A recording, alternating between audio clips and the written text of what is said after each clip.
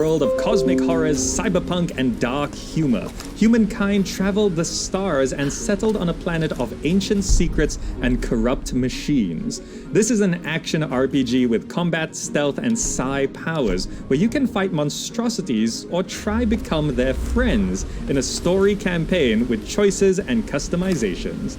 The pixel art style is actually pretty good, and it lends itself to the gritty aesthetic, and the world itself is developing in an intriguing way. This has huge potential, but it also needs to be careful not to be edgy for edgy's sake. But I'm curious how Death Trash will turn out in the end. Jumping to the other end of the spectrum, it's Witchbrook, used to be called Spellbound by Chucklefish. Think Stardew Valley plus Harry Potter as a pixel art RPG, which sounds like a lot of people's dream game. Not too many details have been revealed, but with Chucklefish's other development Wargroove now released, this is thought to be next in line. Relationships and school life is a focus, but Zelda-like combat with magic, crafting, potion making, and farming systems are in there too. I know many don't consider farming sims to be technically RPGs, but Witchbrook seems to have more than that going for it. I'd still wait until we get more details, so we'll see how it goes over the next year. Going a bit more pop culture, it's Odd Gods by In Between Worlds, a game that stands out by being based in 90s culture in a way that unique. It's an isometric party-based tactical RPG immersed in B-movie style music, space-time travel, and pop culture, where subcultures like goths and nerds are classes, and the alignment system is music genres. It's also promising branching narrative paths, multiple endings, and a handcrafted world that should be at least 12 hours of gameplay. Some may be disappointed that it's a shorter experience, but I know there are many looking for more structured games nowadays. This could be a completely new and interesting experience, but as with anything new, it could end up lacking or just be subpar. It's always a risk with experimentation, so time will tell if Odd Gods lives up to expectations. Going a bit more investigative, it's Disco Elysium by Zaum. Originally called No Truce with the Furies, it was renamed to something a little shorter and calling itself a blend of cop show and RPG. You play a detective chasing down leads, interrogating suspects, and unraveling mysteries. The skill system is centered around cop skills, where you can level up your rational faculties or go for a more instinctual approach, which could be very cool if implemented with depth, and it's not just a cosmetic change. This does seem to be a slower, more intentionally paced game with lots of dialogue, which should please classic RPG fans, though it was scheduled for a 2018 release and has been delayed. Hopefully meaning they're taking their time to get Disco Elysium right.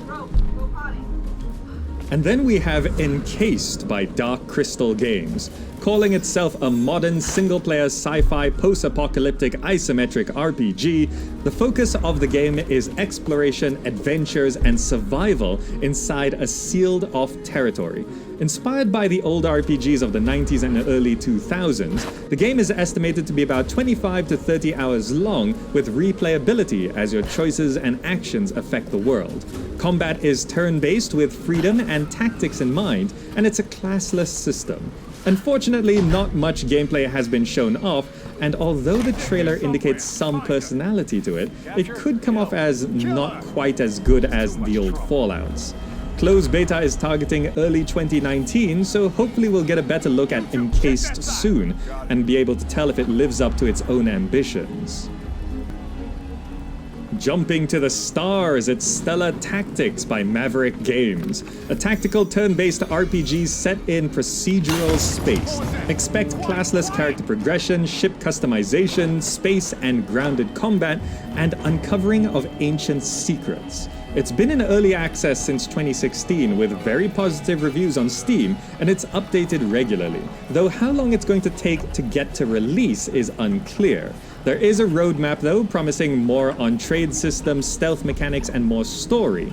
There are some notes on it having episodic content too, so if you want to jump into it, just be sure to check what it is right now, and I'd recommend hoping but not expecting more content, and to just enjoy the updates as they come, as you never know where developments like Stellar Tactics can go. And then one that a lot of people are excited about, it's Wasteland 3 by inXile Entertainment. Wasteland inspired Fallout. Fallout has gone in a different direction, and Wasteland came back with a strong case with Wasteland 2. It's been half a decade since, and it seems like it's time for a new direct sequel.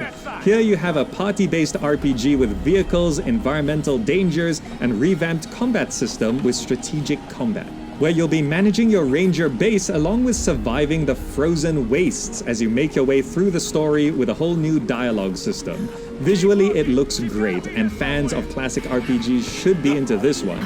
With Bard's Tale 4 from inXile having released in 2018, all focus is now on Wasteland 3 for the next game from them.